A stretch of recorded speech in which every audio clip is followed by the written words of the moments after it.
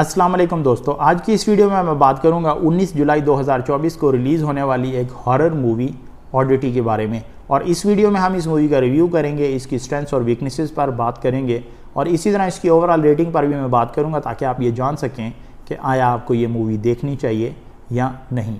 अगर इस मूवी की रेटिंग की बात की जाए तो मैं इस मूवी को 6 आउट ऑफ 10 रेट करूँगा।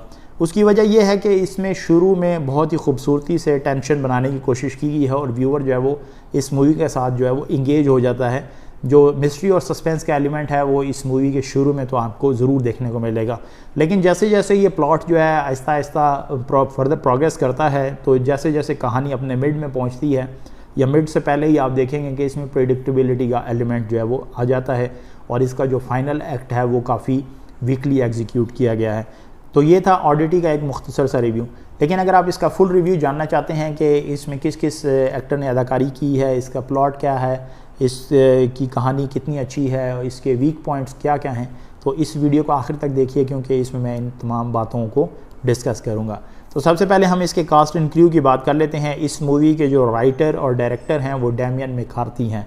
इन्होंने इस मूवी को डायरेक्ट भी किया है और इसके राइटर भी यही हैं। और जबकि इसके मेन कास्ट में ग्विलियम ली हैं जो कि टेड टिमिस का किरदार अदा कर रहे हैं। इसी तरह कैरोलिन ब्रैकन हैं जो कि डैनी और डार्सी दो जुड़वा किरदार हैं। उन डैनी और डार्सी दो जुड़वा बहनें हैं, उनके किरदार के तौर पर आपको इस मूवी में नज़र आएंगी।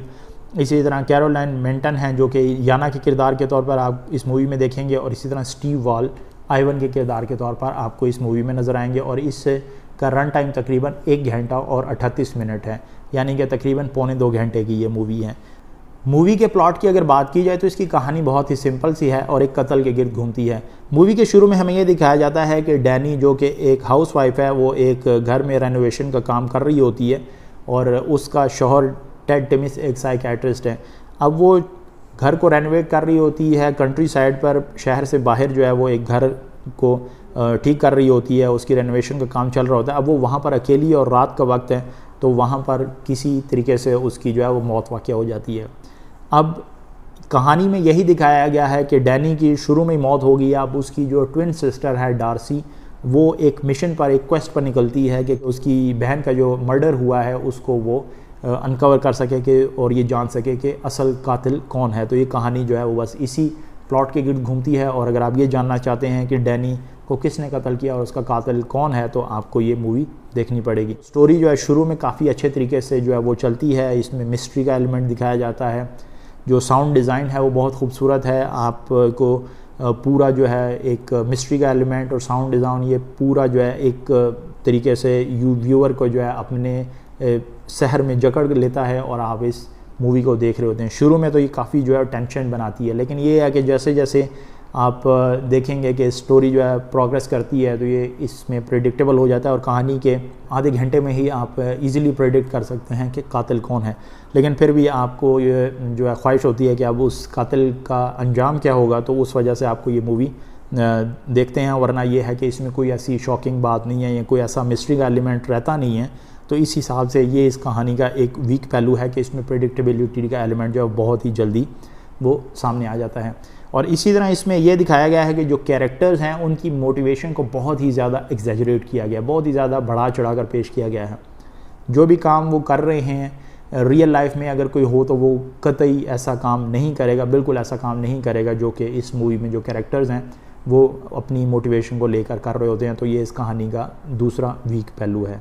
अगरचे इसकी कहानी अच्छी खासी वीक है, लेकिन मैं इसको सिनेमाटोग्राफी और विजुअल स्टाइल के हवाले से काफ़ी सराहूँगा कि इस मूवी में बहुत ही खूबसूरती से विजुअल एलिमेंट्स के ज़रिए आइसोलेशन और ड्रेड की जो फ़िज़ा है उसको दिखाया गया है कि कैसे जो है एक शख्स जो है वो तन्हाई का या दुख का जो पहलू है वो इस मूवी में आपको देखने को मिलेगा। और लाइट का और शेडो का बहुत ही खूबसूरती से इस्तेमाल किया गया, ख़ास तौर पर जो नाइट सीन्स हैं वो बहुत अच्छे हैं।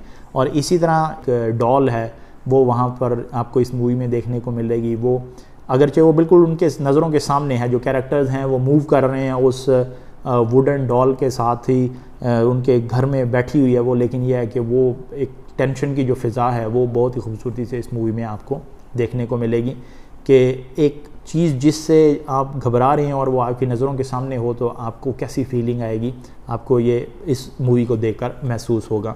और इसमें बहुत ही खूबसूरती से जो विजुअल एलिमेंट्स है, जैसे मैंने आपको बताया, विजुअल टेंशन बनाने की कोशिश की है। जो जंप स्केयर्स हैं वो इक्का दुक्का अगर आप गिनना चाहें तो हार्डली 3 से 4 जंप स्केयर्स होंगे, लेकिन ये है कि ये मूवी जंप स्केयर्स पर रिलाई नहीं करती बल्कि विजुअल टेंशन पर जो है रिलाई करती है, ताकि उसकी मदद से फियर का जो एक आंसर है वो लोगों में उभारा जा सके। और बहुत ही खूबसूरती से उन्होंने, जो डायरेक्टर है और जो सिनेमेटोग्राफर है, उन्होंने बहुत खूबसूरती से इस डिपार्टमेंट में अपना काम किया है।